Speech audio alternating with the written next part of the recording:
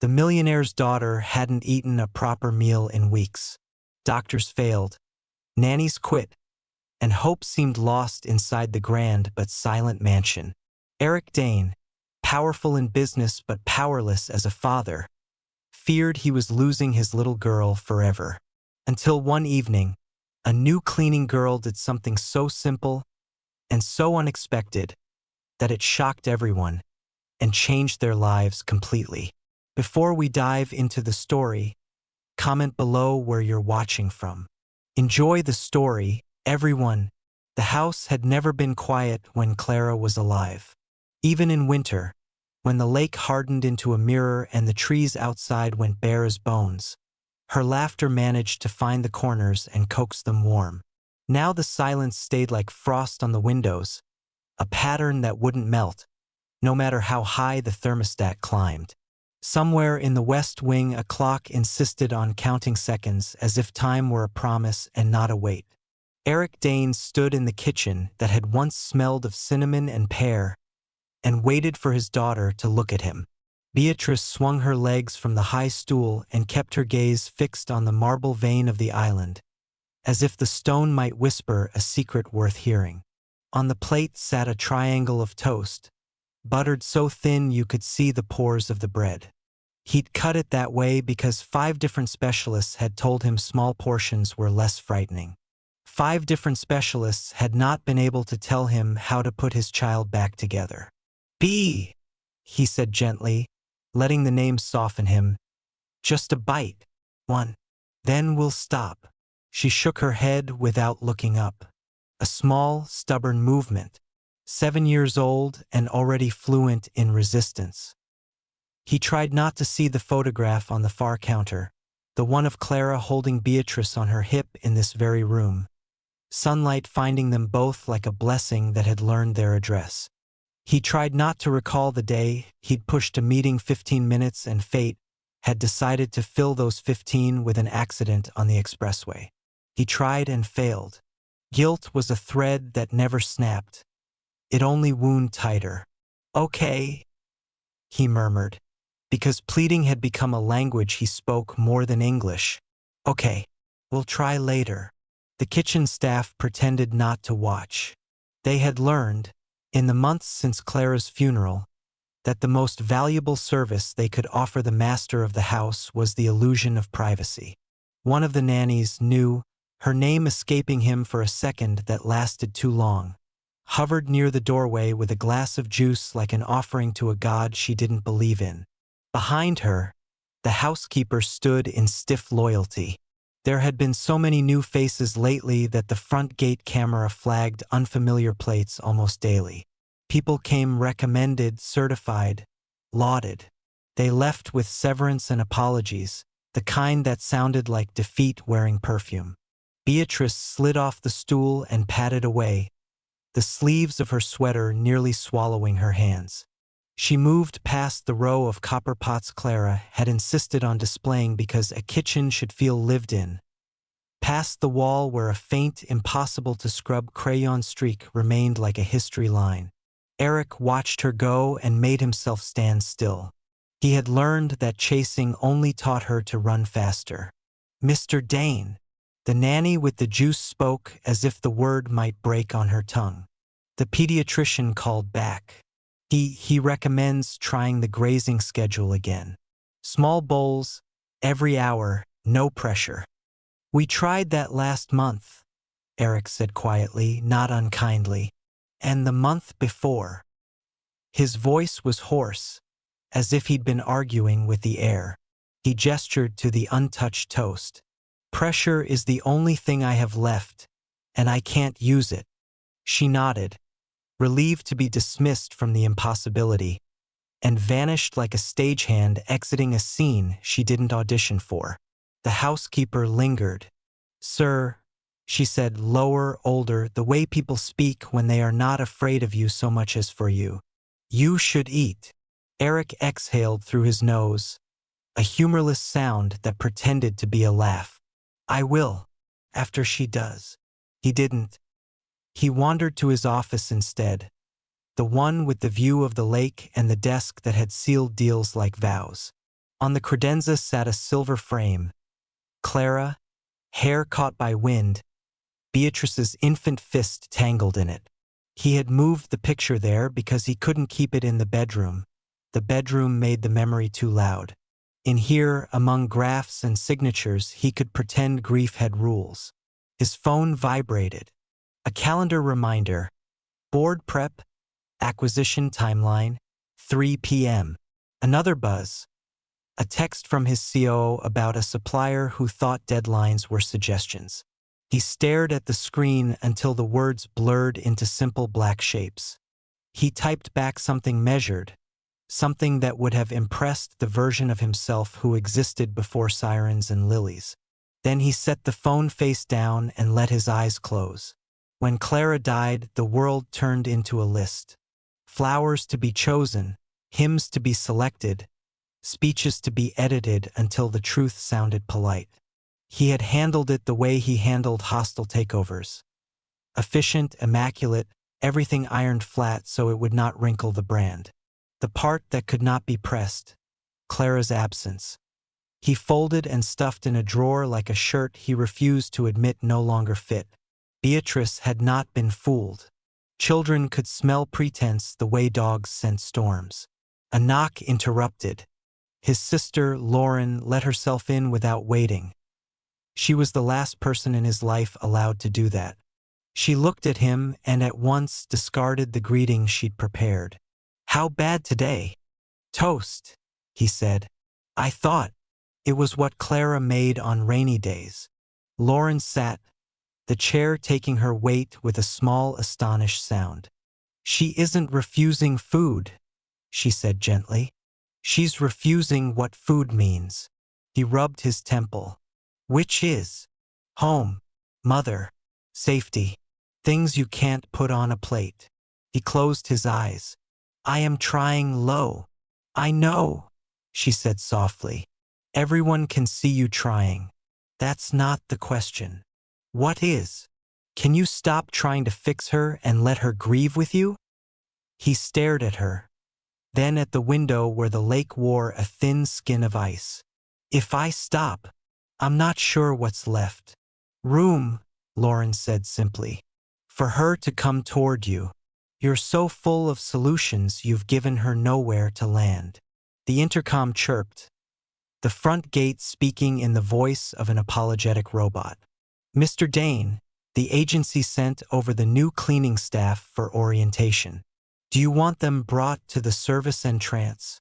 Have human resources sign them in," he said automatically, standing as if pulled by a string.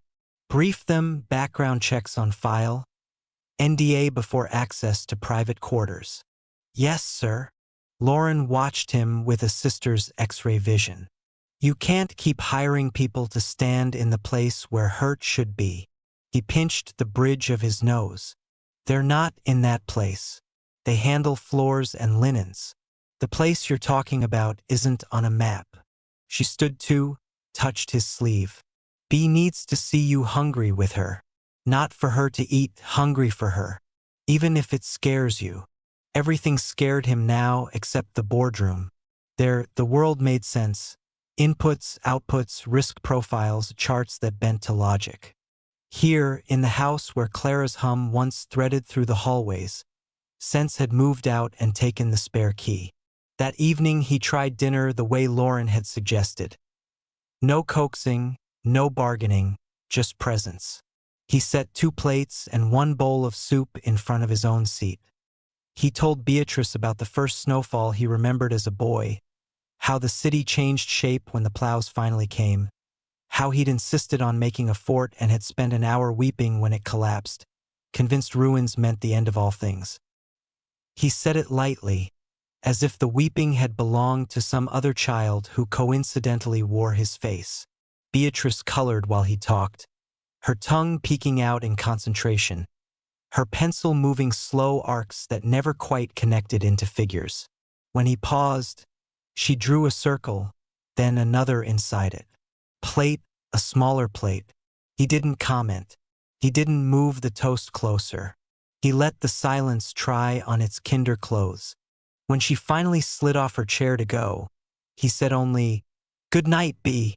She hesitated at the doorway, turned, looked at him with eyes that had Clara's exact shade, a brown so warm it could have been mistaken for honey. For a second he thought she might walk back. Instead she raised a hand, not quite a wave, something between goodbye and don't leave, and disappeared down the hall. He ate his soup cold. He told himself it was a victory.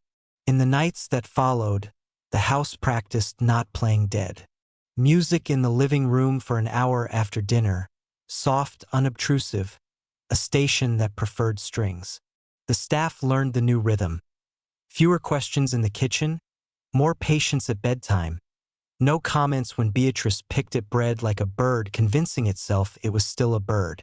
Eric, who had once found routine a synonym for trap, clung to the schedule like it was a rope in a well. On the third morning, the sky cracked open with snow. Beatrice stood at her window, her breath making small ghosts on the glass. He watched her from the hall and remembered how Clara used to narrate the weather as if it were a children's book. "First the sky lost its pockets," she would say. "Then it turned them out. Look, handkerchiefs everywhere." He almost said it aloud now and stopped himself, terror jolting his throat. He was afraid of invoking Clara wrong, of making the ghost heavier instead of kind. Grief had rules he did not understand, taboos he kept breaking because he could not see them. In the afternoon, a therapist came with soft shoes and softer words, and left with a polite frown that said, "Complex case and follow up." In the evening, Lauren returned with board games and a defiant cheerfulness that gave out around 9. Eric signed a stack of contract amendments after midnight because paper was the only thing that yielded.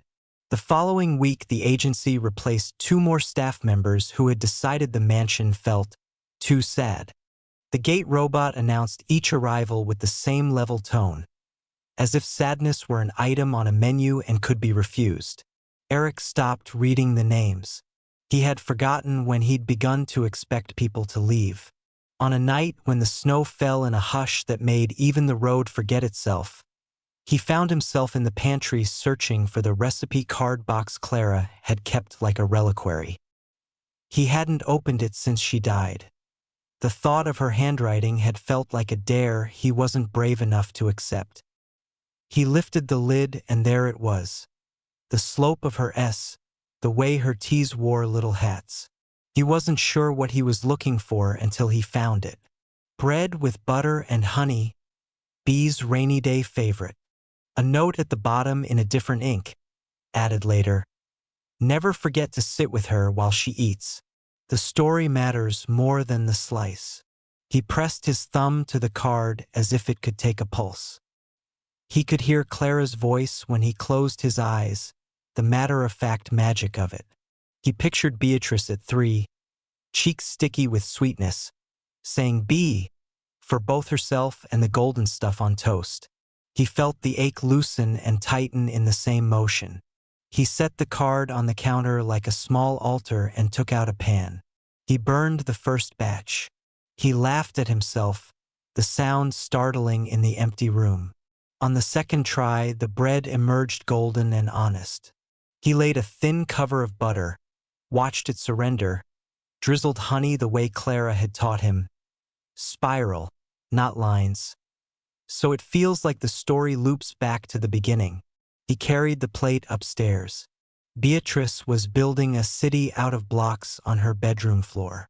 He sat on the carpet with her and waited. After a minute, he set the toast down and told her about the way the lake used to groan at night when it froze, how he and Aunt Lauren would lie awake and pretend it was a sleeping giant rolling over. He did not look at the plate. He did not ask.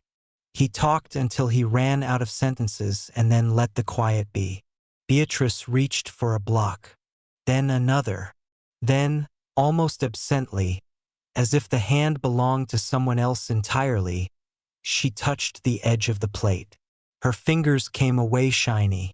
She wiped them on her sweater, picked up a block, built a small bridge, looked at him, quick, like a bird checking for a net. He made his face into a field where nothing hunted. She didn't eat, but she didn't move the plate away either. He exhaled a victory so light it didn't stir the air. He stayed until she fell asleep on the rug, a single block gripped in her fist like a promise. He tucked her in and stood at the doorway, a man trying to learn how to pray without believing in anything but his child. Downstairs, the gate chimed again. New hire orientation had been delayed by the storm. The agency had apologized. The cleaner would start tomorrow instead. Eric murmured approval and looked back toward the staircase where the night made a river of shadow. The house listened to itself breathe. Somewhere beyond the snow, morning waited with its ordinary, miraculous light. He picked up Clara's recipe card and slid it into his breast pocket as if it were fragile and expensive and his to keep safe. Then he turned off the lights, one by one, and the mansion, which had felt like an empty stage for months, briefly resembled a home in intermission. Upstairs, a plate cooled beside a child who would not eat. Down at the service entrance, a name he hadn't learned yet would be written on a clipboard by a hand he hadn't shaken. Somewhere in that hinge between the two, the story was already changing, in ways he could not choose and would never be able to buy. The city wore two faces in winter, one that bit and one that forgave. Finola Hughes learned to tell them apart by the way her breath left her mouth. If it vanished instantly, the day would be cruel. If it hung in the air like chalk on invisible glass, there was room to try. She left her apartment before the buses remembered to be warm. The stairwell bulb flickered twice and then held steady, the same way she did. On the landing, a cardboard box waited with the day's ordinary demands. Rent reminders, a flyer for a night class she couldn't afford, a yellow envelope from the agency stamped with the kind of urgency that never reached her bank account. She tucked it into her bag between a roll of trash liners and a notebook whose pages were more story than lists. Her hands told strangers what she did for a living. Skin polished raw by bleach, knuckles nicked by impatient corners. She pulled her gloves on anyway. The gloves would keep the wind from reading her palms and deciding her future for her. At 6:15 she was on the bus, face angled toward a window that offered her version of the lake. A gray strip with a memory of blue under it. Behind her, a boy practiced the alphabet in a whisper that made the letters sound like promises. Across the aisle, a woman held a bakery box in both hands, as if it might break into song if she loosened her grip. Finola smiled, small and private. She'd learned early that people could see you better if you didn't ask them to. Her phone buzzed at the next stop.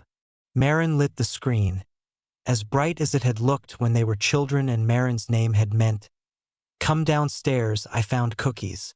Finola slid a earbud in. "You up?"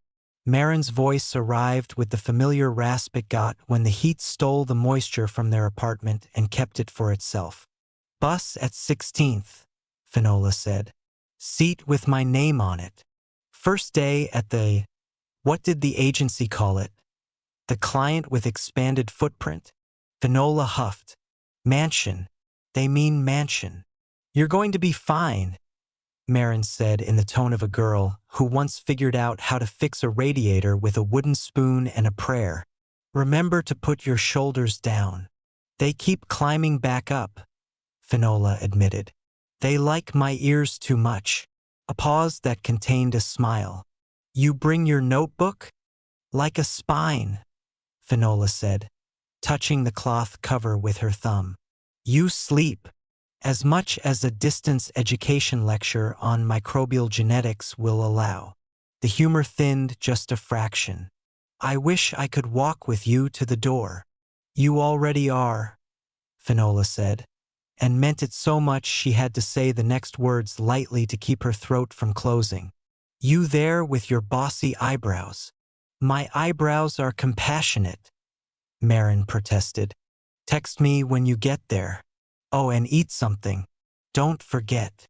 "I won't," Finola said, though the truth was she had made tea and called it breakfast. "Tell me the thing," she added, because they had rituals and rituals held you where roofs and wages could not. Maren breathed in. When their mother died, Finola had gone small and still, as if shrinking her hunger could shrink the hole that grief had opened in the middle of the kitchen. For a week she'd curled on the couch with her back to the light and let the air pass through her like a rumor.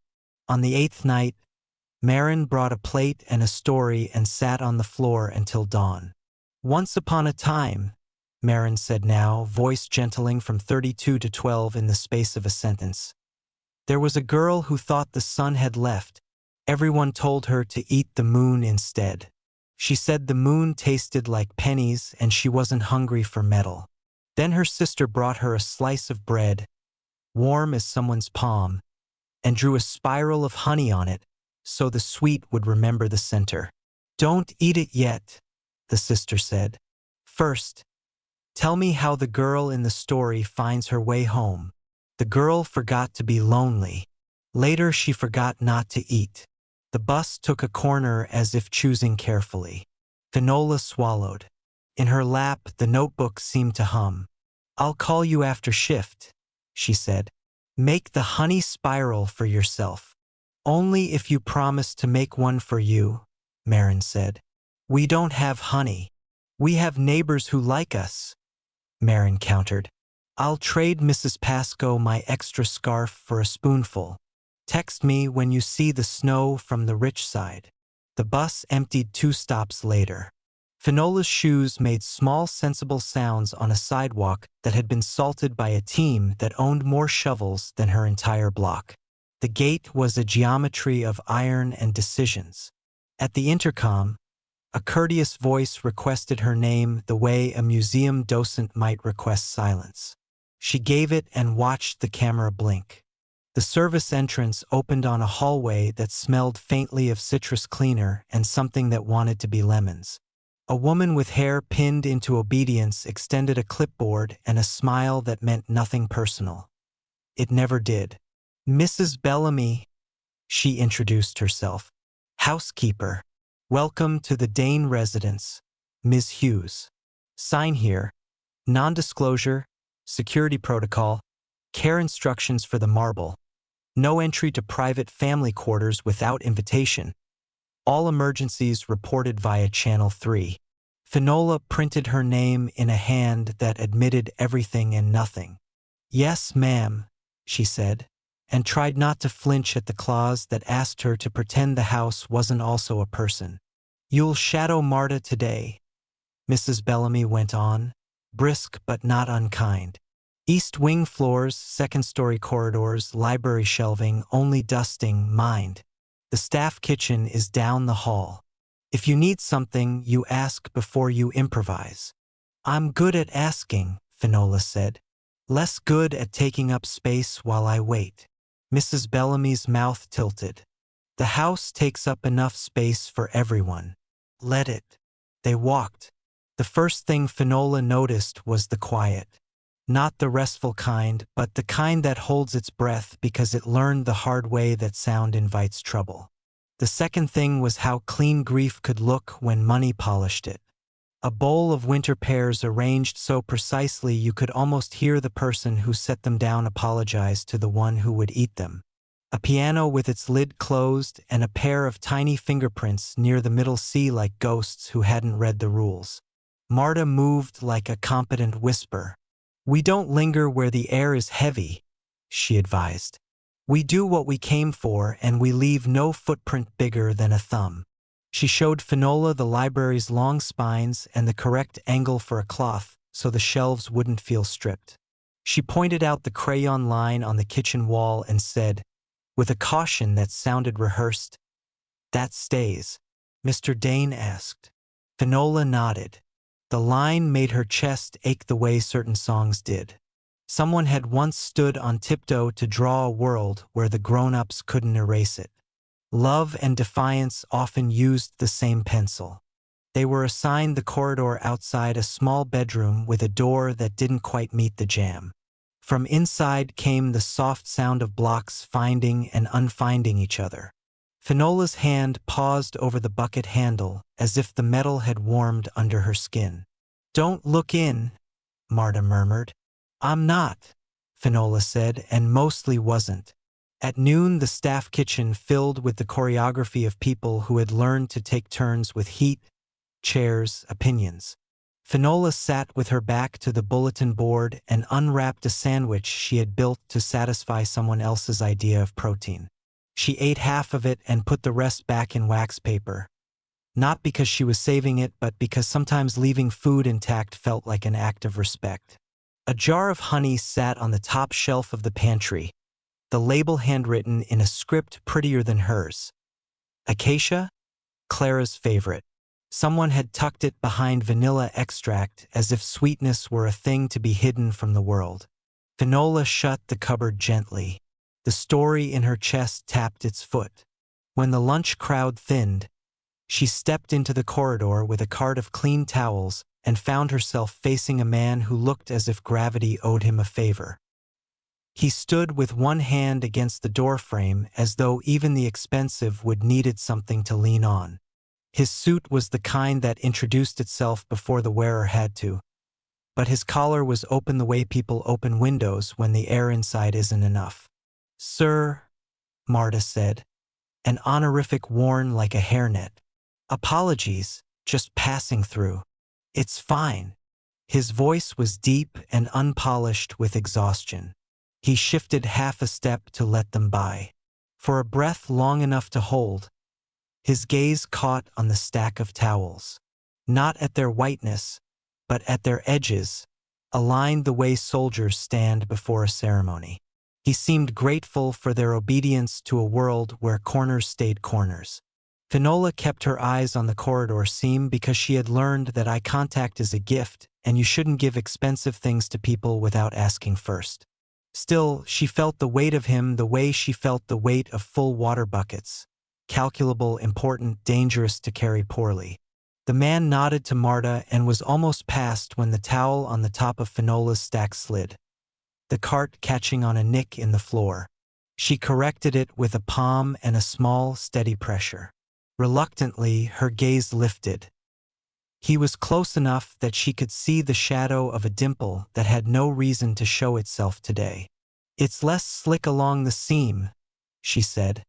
The words out before she remembered that simple sentences could sound like advice in houses that hired you to be invisible. "If you keep to the join, your shoes won't skate." He blinked, as if someone had asked him what color the sky was and he'd had to check. Then, to her surprise, that shadow of a dimple became an actual one. "Thank you," he said, and the thank you wasn't ceremonial. It was the sort of gratitude people feel when a stranger keeps them from falling in public. They went on. 15 minutes later, in the pantry, Finola found a small plate on the counter with nothing on it but the ghost of a spiral. The honey had left a faint, sticky geometry that caught light like a fairy tale trying not to be seen. Next to it lay an index card in careful handwriting, edges softened by being moved real places by real hands. She did not read it. The housekeeper's rules lived in her spine now. But she recognized two things without looking: the way grief taught you to put your love in containers, and the way honey remembered the center. By 3 o'clock, the snow had decided to be serious and the windows agreed to frame it. Mrs. Bellamy released them one by one like a general who understood mercy as logistics. "Tomorrow we'll do the second-story glass," she said. "There's a trick to it. The trick is patience." Finola signed out on the clipboard. In the margin, someone had doodled a small sun with a face. It made the official lines look like they had agreed to play for a while. On the bus home, she unwrapped the second half of her sandwich and then rewrapped it. The boy with the alphabet had moved on to numbers, and his mother counted along, soft as a hymn. Finola took her notebook out. On one page she drew a rectangle and inside it a spiral, nothing artful, just a map of sweetness. Below it she wrote, "Don't offer. Sit. Tell the story. Wait."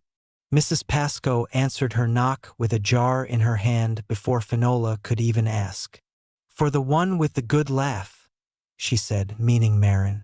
Tell her the scarf is too nice and I will give it back every Tuesday until she keeps it. I'll tell her you tried to be difficult, Finola said, and the older woman's eyes shone. The apartment smelled like radiators and resolve. Maren had draped one of their 2 blankets over the back of a chair to trick the room into looking softer. Finola set the honey on the counter like a small, kind offering at a shrine no one had taught her to pray at. How was the rich side? Maren asked, peering into the jar as if golden meant truth. Quieter than you'd think, Finola said. She told her sister about the library shelves that preferred gentle hands, about the piano that had learned to hold its tongue, about the plate that remembered a spiral after the toast forgot it. There's a girl, she added, careful with the pronoun, because you could summon children the way you summon storms, by naming them wrong. You can hear her blocks in the hall. Maren sat. For a second she looked older than 32, which is to say she looked like someone who had picked up something heavy and not put it down in a very long time. You okay? Yes, Finola lied, then amended. Mostly. You didn't eat lunch properly. It wasn't a question. Finola made a face. Don't weaponize your degree against me. You haven't finished it yet. I don't need letters after my name to know when your mouth is lying and your hands are telling the truth. Maren's gaze softened. Toast. You have bread. Finola's voice did an embarrassing, hungry thing.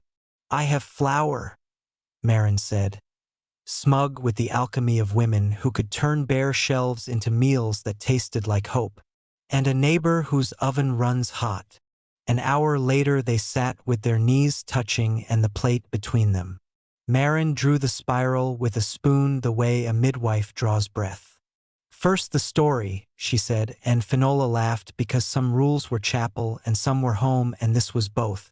They told the old tale about the girl who thought the son had left for good. They embellished because grief had a terrible memory and you had to teach it to remember kinder versions. When the story ended, they ate the bread with honey that had remembered its center. Finola closed her eyes on the second bite because certain reliquaries live in the body, not on a shelf. Tomorrow, Maren said, you'll do the windows and watch the snow pretend it hasn't been here all along. Tomorrow, Finola echoed, hearing another word under it, story. She slept in the shape of someone who needed to run but decided to rest first. In the morning, her alarm argued and lost. The bus came. The lake admitted to blue again. The gate blinked. The clipboard collected names like a conscientious archivist. There were new instructions on the board in the staff hall. East corridor rugs, rotate, greenhouse, leaves dusted by hand. And, in Mrs. Bellamy's firm print, family quarters, enter only if requested. Under that, a smaller note, not Mrs. Bellamy's hand at all. Kitchen stove knob sticks, jiggle right then turn. Humans leak themselves into lists no matter how expensive the paper. In the mid-morning quiet, Finola found herself assigned to the kitchen floors after a tray had introduced itself rudely to gravity. She crouched with a cloth at the edge of a small, golden smear the staff had missed because they were busy putting the day back into the correct order. Honey again, whispered her pulse, and the spoon in her memory drew its loop.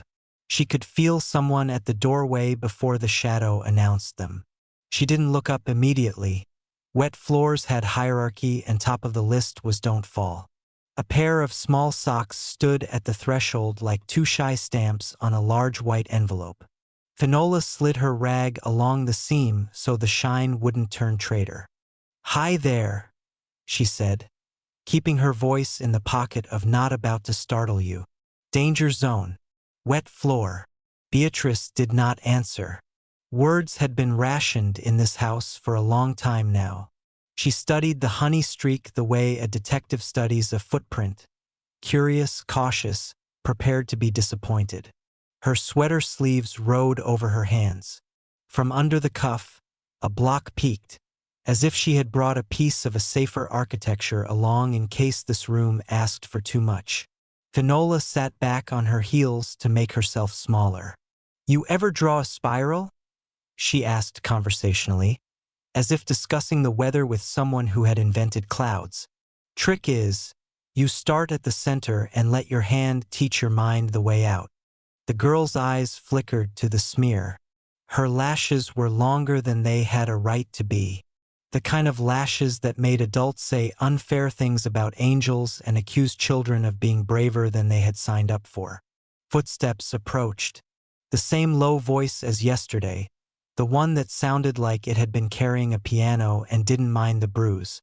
Beatrice didn't move. It was a stillness that wasn't defiance so much as triage. When you don't know where to stand, you turn into a statue so the world has to come to you. Dane stopped just behind her. Finola lifted her eyes to him and then past him, to Mrs. Bellamy at the far counter pretending to read a recipe she had certainly memorized years ago. "Floor's wet," Finola said. "The way you tell a king there's mud in the palace." "Sorry, sir."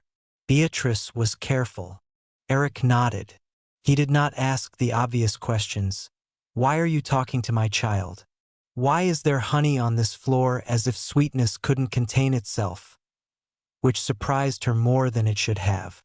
He addressed his daughter instead, knee-bending a fraction so he could meet eyes that had trouble with heights these days. "Do you want to go build a tower? Aunt Lauren's coming after lunch." Beatrice's gaze slid from the honey to Finola's rag to the hallway beyond. For one heartbeat, 100 futures tried the door. Then she turned and padded away without touching anything. Eric watched her go with a loyalty so naked Finola dropped her eyes because intimacy deserves curtains even when you're only passing by. He cleared his throat. "Thank you," he said again. As if gratitude were a small animal he was learning to let out of a cage without being bitten. "For what?" Finola asked, surprised into honesty. "For speaking softly to the wet floor alarm," he said, and his mouth tilted. She found herself smiling back. "It listens when it wants to." "Most things do," he said, and then he was gone, leaving the room both lighter and heavier in the particular equation grief prefers. When the floor was safe enough to trust, Finola wrung her rag and hung it by the sink the way her mother had taught her. Edges even, cloth given a chance to become useful again. On the counter, the index card had migrated an inch closer to the stove, as if the house itself were trying to nudge the story along. Without reading it, Finola knew what it said. A different hand had written the note in her own chest years ago. "Don't offer. Sit. Tell the story." Wait. That afternoon, the agency texted to confirm her schedule for the week. She typed back an uncharacteristic request before she could talk herself out of it. "If kitchen needs extra hands at end of shift for floors, I can stay late." She added, because poor people apologize as reflex only if appropriate. Mrs. Bellamy intercepted her at the time clock with an eyebrow that had raised more staff than any staircase. "We don't pay overtime on good intentions," she said. "I wasn't asking for overtime," Finola said. "Some messes want familiar hands." Mrs. Bellamy studied her the way carpenters study wood grain. Not unkindly, but for strength. "You see the child?" "I saw her socks," Finola answered. "And her courage." "Her father pays for experts," Mrs. Bellamy said, and there was no scorn in it, only inventory. "We are not that." Finola nodded. "Understood." At home, the apartment felt 2 degrees warmer for no reason a thermostat would admit. Maren had left her a note on the table. "Ate the sun. Save you a corner." The last word had a coffee ring through it that looked like a planet. Finola smiled because sometimes joy borrowed the ordinary to make itself known. She ate the corner. She told herself the sweetness remembered the center. And when she slept, the house on the rich side followed her into the dark. Not as a fortress, but as a stage where the next scene was almost ready. In the wings, a girl in a sweater and a woman with a rag and a man with a picture in his pocket waited for the cue. Morning would bring the same snow with a different angle of light. Rules would still be posted on bulletin boards. Grief would still insist on its right-of-way. But something else had entered the room, the knowledge that sometimes the smallest story can move the largest wall. Finola did not yet know she would be the one to say it out loud. She only knew that her hands felt less like they belonged to bleach and more like they belonged to a task. In the mansion with too many corners, a plate lay clean except for a memory of honey. In the apartment with too few, a jar sat on a counter next to a notebook that had never learned to be quiet. Between those two kitchens, winter kept doing what it did best, covering what hurt with a thin, bright layer and daring the sun to find it. The dare would be accepted soon enough. The snow had changed its mind overnight. Yesterday it fell like a secret. Today it announced itself, confident and bright, as if the sky had finally decided to keep the promise winter had been hinting at. Finola stood at the gate with the first of the staff, breath threading the cold, a small screw-top jar knocking quietly in the pocket of her coat. It wasn't contraband. It wasn't not. It was honey. 2 spoonfuls taken from the jar Mrs. Pascoe had insisted on pressing into her hands, for the one who laughs first and eats second. Inside, the house stretched itself awake. Radiators ticked. Floorboards made small admissions. Mrs. Bellamy issued assignments the way conductors cue strings. Ms. Hughes, kitchen floors and pantry shelving until 10. Then the East Hall glass. If the storm keeps, we'll rotate rugs after lunch. Channel 3 for anything broken. Channel 2 for anything delicate. Understood, Finola said, and meant it. There were houses that tried to swallow you whole with their rules. This one tried to keep from falling apart by listing its instructions aloud. The kitchen had already been tidied within an inch of its pride. Copper pots watched from their hooks like metal wearers. The long marble island still held the ghost of yesterday's coffee ring, a faint translucent coin near the fruit bowl, as if someone had tried to pay the day in advance. On the counter, half tucked under a tea towel as if propriety required modesty even of paper, lay an index card in a clear, steady hand. Finola didn't read it. She didn't have to. She could feel words without seeing them sometimes, especially the ones that belonged to kitchens and mothers. She rolled up her sleeves. Warm water, a rag, the slow, methodical dance that made shine out of dull. She had always liked making a surface remember itself. At 9:30 the room filled with the arc of other people's schedules. A gardener tracking snow at the threshold and retreating, a deliverman with eggs that announced their fragility by waltzing in the crate, a nanny passing through like a cloud that didn't know where to rain. Finola cleaned around them all, careful with corners, generous with patience. When the room exhaled, she set the mop aside and let the floor keep its own reflection. She glanced at the clock. 10 minutes to her break. Her stomach pinched in that way hunger does when it's tired of being told to wait until later. She reached into her bag for the cloth-wrapped half-slice of yesterday's bread and placed it on a saucer by the staff sink. From her pocket came the little jar. She unscrewed the lid and inhaled the faint, floral sweetness as if it might tell her something she had forgotten. 5 minutes, she murmured to the room, because sometimes kitchens need notice too. She sat on the lowest rung of the stool by the door, not quite in the way, not quite out of it.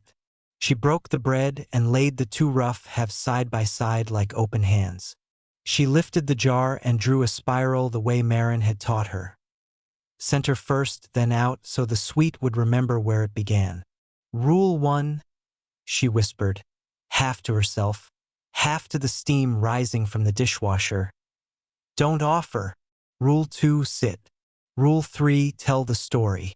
Rule 4, wait. She didn't plan to say the story out loud, But when you practice a ritual long enough, the words find you. Once there was a girl who forgot where the middle of the world was. She began softly, gazing at the honey glow. She wandered the edges until her feet hurt. Then someone put a circle in her hand and said, "Look, the way home is wound right into it." A small sound at the doorway made the hairs on her arms pay attention. Socks again, thin, gray, cautious. Then the rest of the child, reluctant and exact, as if the hallway had been measured and she had decided to borrow only enough inches of it to stand. Beatrice's sweater sleeves were too long by design. Someone had tried to make soft armor out of cuffs. A block hid under one fold like a stowaway. Finola didn't look at her and did not look. The story curved its own way forward. "The girl thought you had to start from the outside and push in," she said quietly. "But that just made everything smaller, so she tried it backwards. Center first. Felt braver that way." Beatrice stood very still, the kind of still that makes statues feel judged. The honey caught the light. The room rearranged its breath. "Danger zone. B." A voice warned from the hallway. Not harsh, just there, Eric's. "Wet floors this morning." "They're dry where she is," Finola said without turning, polite, factual. Her thumb found a crumb and pressed it back where it belonged. "I tested." Eric stepped into the kitchen as if the room might startle. His suit jacket was off. His shirt sleeves were rolled, concession to a day that had demanded something other than armor. He took in the picture quickly. The cleaning girl on the low stool, bread on a saucer, honey in a spiral that unlocked a door he had not been able to find. His daughter at the threshold, half in, half out, choosing. He did not say, "What are you doing?" He did not say, "That is for staff only." He did not say, "We have protocols." He could feel the index card in his pocket like a warm stone. Finola broke a bit of crust from the edge and put it in her own mouth. She chewed with the quiet attention of someone listening to a choir. "You ever make a honey map?" she asked the air mildly. "If you follow the spiral with your finger, you're not lost anymore." That's what my sister says. The smallest shift happened then. Not a step, not a word. Just the loosening of a child's knuckles inside a sweater sleeve. Beatrice didn't reach for the saucer. She reached for the air over it, a delicate hovering, as if learning where gravity meets permission. Her index finger lowered, touched honey, lifted. The golden thread between plate and skin thinned, broke with a softness that felt like a vow no one had had the courage to ask for. She stared at the shimmer on her finger as if it were a question only she was allowed to answer. "Sticky," Finola observed, as if reporting on weather. Beatrice considered the finger with the solemnity of a royal decree. Then, without looking up, she brought it to her lips. The room did not clap. It did not gasp. It did what rooms do when something sacred happens. It learned how to be quiet without being empty. Eric's hand came to the back of a chair because his legs had their own opinions about miracles. Mrs. Bellamy, who had entered with a clipboard and an agenda, froze in the doorway and lowered both as if suddenly remembering she was in a church. Beatrice licked her finger once, a small, practical sweep. She looked at the spiral again. She reached out again, not for the center this time but for the edge, where the line began to circle back. Another touch, another thoughtful taste. Children test the world in increments. They are scientists with better ethics. Finola kept to the rules. She did not offer. She didn't even look directly at the child. She told another sentence of the story instead. The girl learned that if you start where it's sweetest, you remember how to be brave about the plain parts. Beatrice's hand drifted toward the bread now. Not the honey, the bread. She pinched a corner less than the size of her thumbnail and passed it over the spiral as if it were a blessing. Then she put it in her mouth, eyes still on the plate, as if watching might prevent disappointment. Eric had thought he would shout, or fall, or drop to his knees and cry so hard the tiles would forget their name. What he did instead was press his lips together until the pressure made a space behind them where air could survive. His eyes stung. He let them. There were worse failures than being seen loving your child. Beatrice took another crumb. Larger, this time by a degree you could measure only with faith. Finola finally let herself look at her. Not to witness, but to accompany. "You don't have to like it," she said conversationally, the way a person might speak to a cat sidling up to a new sunspot. "You can just let it exist." The nanny appeared in a rush of concern, apology, alarm. "Oh, Bee, honey, we should, Mr. Dane, should I?" "Give her the room," Eric said, not taking his eyes off his daughter. His voice had shed something heavy. The nanny retreated, relief and confusion playing tug-of-war with her shoulders. Mrs. Bellamy, who could hold a house together with nothing but a list and a look, took one step back and found herself unexpectedly emotional. She blew her nose with a middle-aged dignity that treated tears like weather. Predictable, survivable, not the point. Beatrice touched the honey a third time. Then, with a logic only she knew, stepped around the spill of light on the floor and came to stand within arm's length of the stool. She didn't sit. She did not hand the bread to anyone else. She ate another small piece, not from hunger exactly, but from curiosity that had just remembered how to be alive. "Hi, Bee," Finola said, the words so gentle they barely wrinkled the air. "I like your socks." Beatrice's mouth made the ghost of a smile without calling attention to itself. She wiped her honey finger on her sleeve because grief has not yet learned to care about laundry. A block slid from her cuff and landed with a click against the tile. She crouched, picked it up, set it on the edge of the saucer with the carefulness of a person placing a star on a map. Eric's hand found his pocket. The index card met his fingertips like something that had been waiting to be touched. He drew it out and, before he could change his mind, held it toward Finola. She glanced, not prying, just receiving. "Bread with butter and honey. Bee's rainy day favorite," she read aloud, because some sentences deserve air. At the bottom, a line in different ink. "Never forget to sit with her while she eats. The story matters more than the slice." Finola swallowed, and for a second the kitchen had two ghosts in it. One who used to laugh in this room and one who used to sing stories in a smaller, poorer kitchen across town. "Your wife had the same rule as my sister," she said. Eric nodded. The gesture felt like surrender, but a kind he could live with. "She did. I kept trying to do it without the story." "Stories are how our mouths remember they're not alone," Finola said quietly.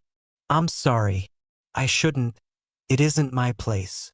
"It is," he said, the words out before the habits could stop them. "It is, if you're the one who can reach her." Beatrice, who had taken a fourth crumb as if calibration were both task and comfort, looked up at that. She didn't speak. She didn't need to. Her eyes moved from Finola to Eric and back like a small, brave metronome. Then she set the block more firmly on the saucer and stepped away, as if to mark the end of the first chapter and begin the second. "Thank you," Eric said, turning the words over with care, "for whatever that was." "Nothing magic," Finola answered. "Just sitting close enough to be true." Mrs. Bellamy cleared her throat into her hand. "Mr. Dane," she said, as if addressing both an employer and a brother, "shall I move the lunchtime schedule? We could keep the kitchen quiet for a while." "Yes," he said softly. "Yes, please." Beatrice walked to the doorway and paused, considering the hall like a country she was thinking of visiting. "Bee," Eric tried, cautious, non-intrusive. "Do you want?" He cut himself off before the question became a pressure. "I'll be in the den," he finished instead. "If you want to build a tower where the window can watch." The child didn't nod. She didn't need to. She went. When she was gone, the room let out the breath it had been holding since the first touch of honey. Finola capped the tiny jar and wiped the saucer clean, moving as if returning the kitchen to neutral might help the miracle feel sustainable rather than rare. "I won't always be able to do this," she said, not warning, not boasting. "Some days will be nothing. Some will be worse than nothing. That's how it goes." "I know," Eric said, and surprised himself by meaning it. The part of him that measured outlooks and forecast risk understood a curve when it saw one. "Tell me what you need from me." Finola hesitated. The simple thing was the truest. "Bring a plate. Sit. Don't ask. Tell her about the lake making noises at night. Or about the time you cried over a snow fort that fell down." He winced. "Lauren told you that story?" "You told it yourself," Finola answered, and allowed herself the smallest smile. "Last night. Rooms have good hearing." He almost laughed. "Clara used to say the same thing." "Then the room has practice," Finola said. "Let it help." He looked at her, then the way people look at bridges they're not sure are rated for their weight. "If people talk," he began, the old muscle trying to flex, the one that worried over appearances and headlines and shareholders who thought empathy diluted returns. "They will," she said, matter of fact. "Let them. It won't feed your daughter." He nodded. Something a-nodded in his chest. Mrs. Bellamy, who had been pretending to adjust a row of spoons, caught his eye and gave a microscopic nod back. Permission from a woman who didn't grant it often. The rest of the morning arranged itself around the new gravity. Finola finished the floors with the kind of attention one gives to first steps, even when only tiles are taking them. She left the staff kitchen at her scheduled break with her saucer washed and the stool pushed in as if nothing unusual had sat on it. She passed Lauren in the corridor, the sister's coat dusted with snow, and offered a polite good morning. "Morning," Lauren replied on instinct, then stopped, pivoted back. "Have we met?" "I'm Finola," she said. "Floors and glass." "Ah," Lauren said, and then, under her breath, "and miracles," before moving on. In the den by the wide window, Eric sat with a plate and no agenda and told the lake story in a voice that remembered how to be kind to itself. Beatrice built a tower with a doorway too small for fear to get inside. She took a bite of toast the size of a courage no one could measure, and if the bite was mostly honey, no one corrected her. Outside, the snow continued, patient and extravagant the way certain changes are. At the staff clock, someone had taped a post-it that read, in a hand that wasn't Mrs. Bellamy's, "Don't polish the spiral off the counter yet." Another hand had added beneath it, "Agreed." Finola walked home in air that forgave. Her pocket felt lighter. Her hands felt like hands again and not just tools. The city wore its second face, and for the first time in a very long time, she believed she would recognize it tomorrow. The day after the honey spiral, the mansion did not feel the same. It had not grown smaller, nor warmer in any physical sense. The marble floors still kept their chill. The chandeliers still cast their elegant but distant light. Yet something in the air shifted, like a room after a window has been cracked open. For years, the Dane residence had been a house of lists. Schedules, duties, chores. Now it carried something new, anticipation, faint and fragile, but present. Finola noticed it the moment she walked in. Marta, usually all clipped words and efficient gestures, gave her a curious look that lasted 1 second too long. Mrs. Bellamy's clipboard trembled ever so slightly in her hand, though her expression remained composed. Even the gardener in the entryway tilted his head as if to say, "Something happened yesterday, and we do not quite know what it means." In the kitchen, The saucer from the day before had been washed and stacked away, yet the memory of its spiral seemed etched into the counter. Finola felt it like an echo. She set her bag down quietly and began her duties, dusting high shelves, wiping corners no one else thought to notice. Work steadied her, kept her from dwelling on what had occurred, because if she thought too much about that small finger dipped in honey, she might crumble with the weight of it. At mid-morning, Eric appeared, not in his usual brisk stride but slower, measured, as if testing his steps. He carried nothing in his hands, wore no jacket, and seemed human. He cleared his throat in that low, weary way that made Finola imagine a man used to addressing boardrooms but suddenly unsure how to speak in his own kitchen. "Ms. Hughes," he said, carefully formal. "Mr. Dane." She looked up from her cloth, polite but not obsequious. His eyes flickered to the counter, then away. "Yesterday," he stopped. For a man who negotiated contracts worth millions, it was striking to see words falter in his mouth. "She ate." Finola kept her voice steady. "She did. Only a little.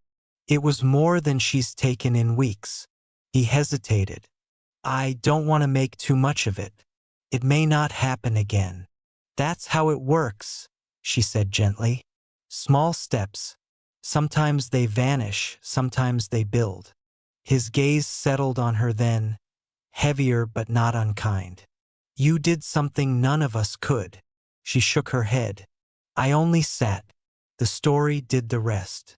A silence stretched between them, filled with unspoken memories of another woman, Clara, and the way she too had known the secret of stories. Eric almost said her name, but grief sat on his tongue like a stone. Instead, he gave a tight nod and stepped back. That afternoon, Beatrice appeared again. No nanny, no announcement, just her small form drifting to the kitchen like a cautious tide. She stood near the pantry door, eyes lowered, sleeves swallowing her hands. Finola didn't look at her directly. She had learned children approached better when not chased. She placed another slice of bread on a plate. She spread a thin layer of butter, then drew a slow, gentle spiral with honey. She spoke quietly, half to herself, half to the air. "Once there was a bird who thought she'd forgotten how to fly. She hid her wings under her feathers and told the sky she wasn't coming back. But one day, she saw a spiral on the ground and remembered. You don't have to reach the clouds in one breath. You can circle closer, little by little." Beatrice listened. Then, almost imperceptibly, she stepped forward. Her hand reached, tentative but surer than yesterday, and she pinched a piece of bread. This time she didn't hover or pause. She ate. Eric, standing at the doorway, let out a sound, half exhale, half broken prayer. He covered his mouth with his hand, not to hide, but because he didn't know where else to put it. Beatrice took another bite. Then she looked at Finola. Not at her hands, not at the plate, but into her eyes. For a heartbeat, Finola saw the little girl she might have been before silence took her. Playful, bright, curious. The glance vanished quickly, but it was there. By evening, word had spread among the staff. Whispers darted down corridors. She ate. She really ate. Some spoke with awe, others with skepticism, and some, like Marta, voiced unease. In the staff kitchen, Marta leaned close to Finola. "Careful," she murmured. "Children get attached fast. Families like this, they don't. You understand." Finola blinked. "I don't follow." Marta's eyes were sharp. "Your staff. Temporary. Replaceable. Don't let her mistake you for more." The words stung, not because they were untrue but because they echoed Finola's own fears. She knew what it was to lean on someone only to lose them. She had lived that after her mother's death. She swallowed the ache and said simply, "Sometimes more is what they need, Mrs." Bellamy overheard. She said nothing then, But later, when she caught Finola alone, her voice softened just enough to show the woman beneath the uniform. You've done something important, but Marta isn't wrong. Families guard their boundaries. Mr. Dane has already lost once. If he fears losing again. She left the sentence unfinished. Finola nodded slowly. She understood. But still, when she walked home that night, she couldn't stop replaying the image of Beatrice's eyes lifting toward hers. It had not been hunger that pulled the girl to the plate. It had been trust, fragile and precious. The next day brought a new ripple of tension. Lauren arrived, Eric's sister, sharp-eyed, practical, and fiercely protective of the family. She noticed at once the change in Beatrice. She also noticed the way the child lingered near the new maid. Lauren confronted her brother in the study. Eric, you're letting a stranger play mother to your daughter. She's not playing mother, Eric said quietly. She's helping. You don't know her. You don't know what she wants. And B, she attaches too quickly. What happens when this girl leaves? When she decides scrubbing floors isn't enough for her? Eric had no answer. Fear rippled through him. Fear that Lauren was right. Fear that B would open her heart only to have it broken again. But then he remembered the honey spiral, the small hand reaching, the way his daughter's lips had touched food after weeks of refusal. And he thought, maybe risk is better than starvation. That night, Finola returned home to Maren. She told her sister everything, the spiral, the bites, the looks, the warnings. Maren listened, quiet but intent. And when Finola fell silent, she said, you can't promise forever, but you can promise now. And sometimes now is enough to keep someone alive. Finola stared at her. Then she whispered, that's what you did for me. Maren reached across the table and squeezed her hand. Then do it for her. And so, though doubts lingered, Finola resolved. She would keep sitting, keep telling, keep waiting. Because sometimes the simplest act, a slice of bread, a story, a spiral, was the beginning of miracles. The fragile thread of trust wove itself day by day, thin but steady. Beatrice no longer hovered at the doorway. Sometimes she sat on the stool opposite Finola, legs swinging, face intent as though listening for secrets in the hum of the refrigerator. She still ate in crumbs, fragments, tastes no larger than bird pecks. But she ate, and each time, Eric felt the invisible weight in his chest shift, just enough to let him breathe. For the staff, it became something like folklore. They timed their steps softer when Beatrice was near. They left the kitchen clear when Finola was on her break. It was as if the whole house had signed an unspoken pact. Don't break the spell. Eric, for his part, tried to learn the art of sitting without fixing. Some evenings he joined quietly, hands folded, letting Finola's gentle stories carry the rhythm. Other times he lingered in the hall, listening like a man stealing hope from the edge of a doorframe. Yet not all eyes looked kindly on this new order. Lauren returned one snowy afternoon. She found Beatrice in the den, blocks scattered in careful chaos, and Finola seated on the rug beside her. The child held a tiny piece of bread, butter glistening, a ribbon of honey like sunlight trapped in amber. She nibbled it slowly while Finola whispered about a bird learning to fold clouds into its nest. Lauren froze. She saw Bee eating, not in secret, not in shame, but openly, with a softness in her face that had been absent for months. The sight should have filled her with relief. Instead, it stirred something harder, fear. Fear that her brother's daughter, her own beloved niece, was anchoring her heart to someone outside the family's grasp. That evening, while Beatrice slept, Lauren confronted Eric. Do you hear yourself? She pressed, pacing his office. Your daughter eats only because the maid spins fairy tales at her side. What happens when this girl leaves? When she decides she's had enough of scrubbing your silver and vanishes, B will be broken all over again. Eric leaned against his desk, exhaustion in every line of him. She's alive today because of her. For the first time in weeks, B put food in her mouth and didn't spit it out. Lauren's voice cracked with frustration. But at what cost? Do you want your child depending on someone who isn't family? She lost her mother, Eric. Don't let her lose again. He closed his eyes. She's already lost. If Finola gives her even 1 inch back, 1 bite, 1 smile, how can I deny her that? Lauren faltered. Love for her brother wrestled with her own protectiveness. At last she whispered, "You can't build foundations on someone temporary." "Then maybe," Eric said hoarsely, "I need to stop thinking of her as temporary." The crisis came 3 days later. B had been eating small portions with Finola in the afternoons.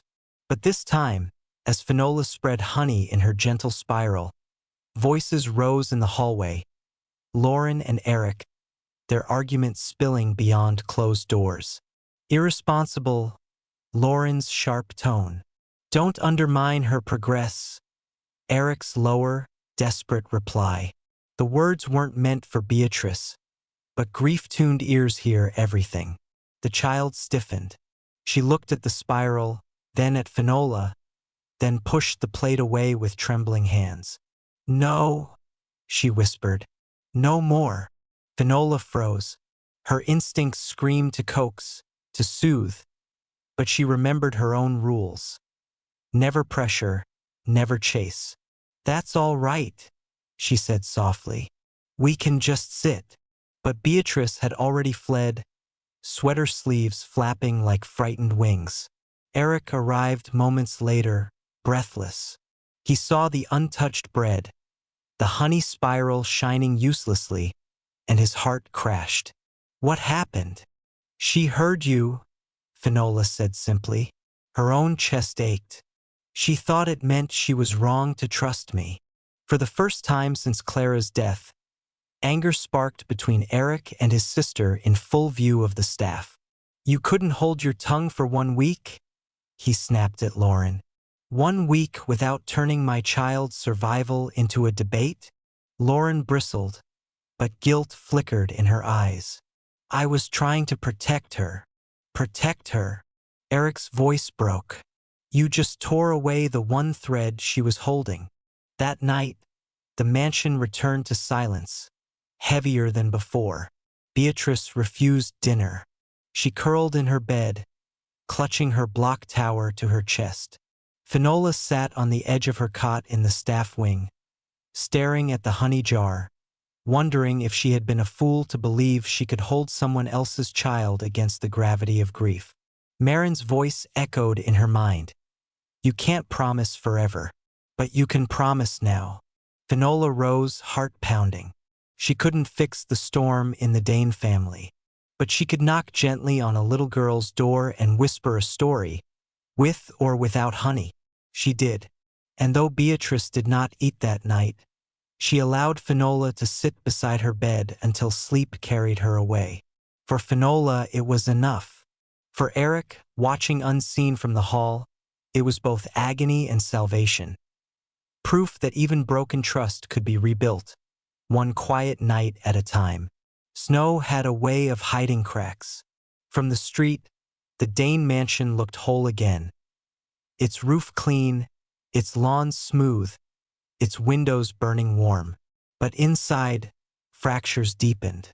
The spiral of honey had been broken, and though Finola still sat beside Beatrice's bed each night, the child's lips remained sealed at meals. Her eyes slid away when food appeared, as if every bite carried betrayal. Eric paced more now. He spent hours in his study, hands pressed against the glass, watching the lake. His empire thrived, the markets rising at his command. Yet in his own home he was bankrupt of solutions. His daughter shrank before him, thinner with every sunrise. His sister's words haunted him, temporary, until he almost believed them. The staff kept their distance, whispering at the edges. Marta muttered about unhealthy attachments. The nanny requested reassignment, claiming the atmosphere had grown unbearable. Even Mrs. Bellamy, stalwart as stone, faltered in her faith. "Perhaps it's best," she said quietly to Eric, "to consult specialists again. Someone trained. This girl means well, but she reached her," Eric interrupted, voice fraying. "No one else has. Not you. Not the doctors. Not me." The house fell into a brittle silence. Finola bore the whispers with the resignation of someone who had lived among doubt all her life. She scrubbed floors, polished banisters, laundered linen. Yet every time she passed Beatrice's closed door, she paused, just long enough to lay her palm flat against the wood. A silent vow. "I am here." At night, she returned home to Maren, the older sister whose strength had once stitched her back together. Over chipped mugs of tea, she confessed her fears. She stopped eating again. "Maybe they're right. Maybe I've done more harm than good." Maren shook her head. "You gave her a reason to try. That's not harm. That's hope. Hope always collapses before it stands." Finola swallowed hard. "But what if I'm not enough?" "Then Eric must be," Maren said firmly. "You can't carry this alone. He's her father. If he hides behind money forever, she'll never believe love can stay." The breaking point came on a Sunday. Lauren, unable to bear the sight of her niece wasting away, summoned a physician without Eric's consent. The man arrived with a briefcase and sterile sympathy, poking and prodding, prescribing nutritional supplements and clinical regimens. Beatrice endured the visit in silence, her small hands clenched white around the armrest of her chair. When the doctor left, she fled to her room. Finola found her there, curled beneath blankets, a fortress of fabric around her fragile frame. "They want to fix me," Beatrice whispered, eyes glistening.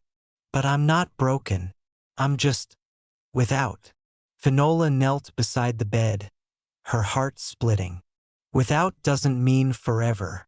Sometimes it just means waiting until something comes back. "Will Mama come back?" the child asked, a knife of hope twisting between them. Finola's throat closed. She wanted to lie to soothe, but lies had no roots. "No, sweetheart," she whispered, stroking the sleeve that hid trembling arms. "But love can. Love always finds a way back." The door creaked. Eric stood there, face pale, every word he had overheard carved into him like scripture. "B," he said hoarsely. I can't bring her back, but I can sit here. I can stay, if you'll let me." Beatrice turned her face toward him, searching. Slowly, hesitantly, she lifted her blanket's edge in invitation. Eric crossed the room, lowered himself into the small bed, and for the first time in months, held his daughter. The days that followed were uneasy but altered.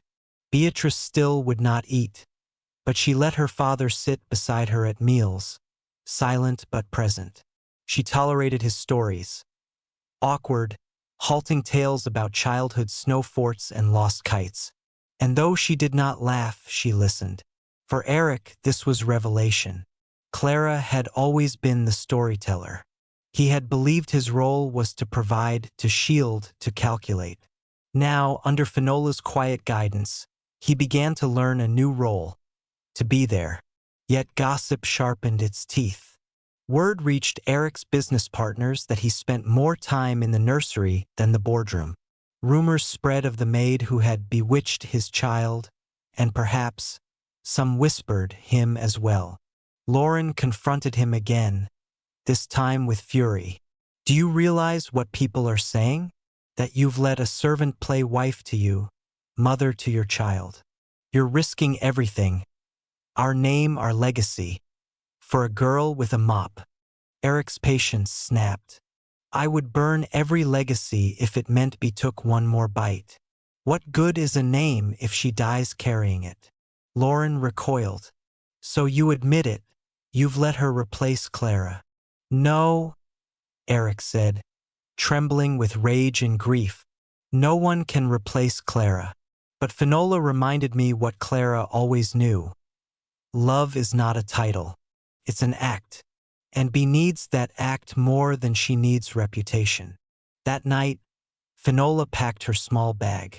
The whispers, the arguments, the scrutiny. She could bear it all, but not at the cost of tearing the family apart. She told Mrs. Bellamy quietly, "Tomorrow will be my last day." But Beatrice, light sleeper that she was, overheard. Her cry rang down the corridor, thin but fierce. No! The staff froze. Eric rushed from his study. Finola stood stricken in the hall, bag at her side. Beatrice clutched the doorway of her room, eyes wet but burning. If she goes, I won't eat ever again. Her words silenced the mansion. For a heartbeat, the house itself seemed to hold its breath. Eric looked from his daughter to Finola. The choice was no longer about propriety or appearances. It was about survival, not of body alone, but of soul. And in that moment, he understood love demanded risk. The mansion did not sleep that night. Bee's cry, sharp, desperate, final, still reverberated through its beams and marble, as if the house itself had been cracked open. Staff tiptoed along corridors with lowered eyes. Even Marta, who rarely hushed her tongue, moved silently. Everyone understood. Something had been decided, though the words had not yet been spoken. Finola lay awake in the narrow staff cot, her bag still half-packed beside her. She stared at the ceiling, tracing shadows the moonlight painted on plaster. She had tried to leave quietly, to end the turmoil with her absence. But Bee's voice had bound her like a spell. If she goes, I won't eat ever again. It replayed endlessly, a refrain she could neither silence nor accept. Near dawn, the sound of footsteps approached. Not the brisk tread of Mrs. Bellamy, nor the clipped pace of Marta. These were heavier, slower Eric. He paused outside her door, breathing as if every inhale cost him. Then, without knocking, he stepped inside. She sat up, startled, clutching the thin blanket. Mr. Dane. Eric, he corrected softly. His eyes were hollowed by sleeplessness, but steady. Please, no walls between us tonight. She swallowed, searching his face. He looked less like the commanding millionaire, more like a man undone. You shouldn't be here. I know, he said, but if I wait for the right place and time, my daughter will starve. Silence hung, fragile. Finally, he lowered himself onto the chair by her bed, elbows on knees, head in his hands. I don't know how to do this. I don't know how to be enough for her. Clara. His voice fractured on the name. Clara made everything alive. I built empires, but she built us. And now, without her, Finola's heart ached. She remembered Maren, sitting on their sagging mattress years ago, spinning stories so she could force down crumbs of bread with honey. You don't have to replace Clara, she whispered. You only have to stay. Children don't need empires. They need presence. He lifted his head, eyes raw. That's what you gave her. Presence. And I... He stopped, fighting himself, then let the words fall. I don't want you to go. Her breath caught. Eric. Not because of convenience. Not because she eats when you're near. But because for the first time since Clara's accident, I saw my daughter look at someone the way she used to look at her mother. With trust. With light. His voice cracked again. And I saw myself look at someone that way, too. Finola's pulse thundered. You don't know me. Not really. I know enough, he said fiercely. that you don't flinch at pain, that you sit through silence until it breaks, that you believe stories can heal. Those things are more than I've ever seen in rooms filled with powerful people. She shook her head, tears stinging. Lauren's right. The staff whispers. The world will say I'm. Let them. He rose, suddenly certain, his shadow stretching across the room. Let them say what they will. They don't tuck Bea into bed. They don't hear her cry. They don't know what it costs to see your child fading and be helpless. But you do. You gave her back to me. If the price is scandal, I'll pay it. Finola stared, torn between disbelief and the aching truth swelling in her chest. Eric, I've lived my whole life as replaceable. Please don't promise me something you can't keep. He stepped closer, kneeling so he was level with her. His voice was low, steady. Then let me promise you this. I will sit. I will stay. Not just for Bea. For you, too, if you'll let me. Her tears fell freely now. For a long moment, she said nothing, only searched his face. The sincerity, the cracks, the man stripped bare. Then she whispered, "Staying is the bravest thing." His hand, tentative, hovered over hers. She let him take it. Their fingers closed, not as master and servant, not as billionaire and maid, but as two broken souls daring to knit something whole. At breakfast, the tension among the staff was palpable. Lauren entered the dining room, lips thin with disapproval, but froze when she saw her niece. Beatrice sat at the table, shoulders hunched but determined. Before her was a simple plate, toast, butter, honey in its familiar spiral. Beside her sat Eric, no suit jacket, sleeves rolled, reading softly from a children's book he had pulled from a dusty shelf. Finola stood nearby, not serving, not hovering, just present. Watching, Bea pinched a corner of toast. She hesitated, glanced at Finola, then at her father. Eric smiled gently, kept reading. Slowly, she lifted the bite to her mouth and ate. Gasps broke among the staff. Lauren pressed a hand to her lips, eyes suddenly wet despite herself. Mrs. Bellamy turned away, pretending to adjust silverware, though her shoulders trembled.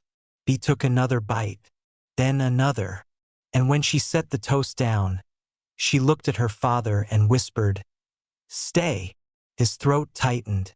Always. That evening, Eric summoned Lauren to his study. She braced herself for battle, but found him calmer than she expected. "Lauren," he said, "I need you to trust me. Bea needs Finola, and so do I. I won't dismiss her. Not now, not ever." Lauren's eyes blazed. "Eric, this could ruin everything. The press, the partners." "Let them come," he interrupted. "I've built fortunes out of storms. This one I'll weather gladly, because it's for her." Lauren saw there was no moving him, and in her heart, she knew the truth. Bea had eaten. Bea had smiled. No legacy was worth more than that. With a shuddering breath, she lowered her gaze. "Then God help you both." That night, for the first time, Bea asked Finola to tell the story instead of hearing one. A short, broken tale about a girl who found her way back to sweetness. Eric listened, hand wrapped around his daughter's, eyes on the woman who had given them both back their lives. And when Bea's breathing softened into sleep, he mouthed the words silently into the dark. "Thank you." The mansion was quiet on Christmas Eve, the kind of quiet that feels expectant rather than empty. Outside, the lake groaned beneath its crust of ice, and snow fell steadily, thick as memory. Inside, the household moved more softly than ever. Footsteps careful, voices hushed. Something in the air said, "This night matters." The long dining table, usually a stage for glittering guests and polished laughter, held only 3 places. At the head, Eric. To his right, Beatrice. And beside her, Finola, no longer in her maid's uniform, but in a simple dress Maren had helped her choose, blue, modest, warm. Mrs. Bellamy had set the table herself, with quiet reverence, as if preparing a sanctuary. On each plate lay the same meal: roasted chicken, potatoes, wintergreens. Yet at the center of the table, resting on a silver tray, was something humbler: a basket of sliced bread, a dish of butter, and a small jar of honey. Beatrice's eyes never left it. Eric noticed his heart tightening. He reached for the jar, unscrewed the lid, and dipped a spoon. His hand trembled. I don't know the right story," he admitted. Finola smiled gently. "Start anywhere. She'll tell you where to go." So he did, awkwardly at first, his voice halting. He spoke of the lake making noises at night, like a giant rolling in its sleep. He spoke of building a snow fort that collapsed and made him cry. He spoke of Clara, not as absence but as light. And as he spoke, he spread honey across a slice of bread, drawing the familiar spiral.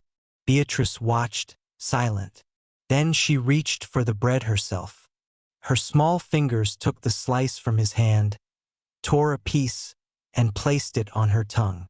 The room held its breath.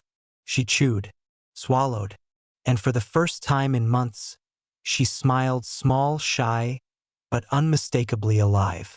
Eric's vision blurred. He pressed his fist to his mouth, his whole body shaking. Finola placed her hand on his arm, steadying him, grounding him. Beatrice tore another piece, dipped it into the spiral, and then, without hesitation, held it out to Finola. Finola blinked, throat tight. "For me." The girl nodded. Finola leaned forward, took the bread, and ate. It was sweet, ordinary, miraculous. Beatrice's smile grew. She turned next to her father, breaking off a crumb and pressing it into his hand. He obeyed, tears falling freely now. And so it was that the spiral became complete. Not just honey on bread, but love moving in a circle. Mother to daughter, sister to sister, stranger to family, father to child. Later, when the plates were cleared and the candles burned low, Beatrice curled against her father's side, eyelids heavy. "Tell it again," she murmured. "The story?" Eric asked. "No," she whispered. "The staying." He kissed her hair. "Always." Finola, sitting across, felt her chest ache with a new kind of fullness. For the first time, she let herself believe in a future here. Not as staff, not as outsider, but as part of something that might, against all odds, become whole. Lauren lingered in the doorway, unseen. She watched her brother holding his daughter, the maid's presence no longer intrusion but balm. Slowly, silently, she turned away, her disapproval yielding to reluctant peace. Outside, the snow kept falling, wrapping the house in white, as if sealing a promise.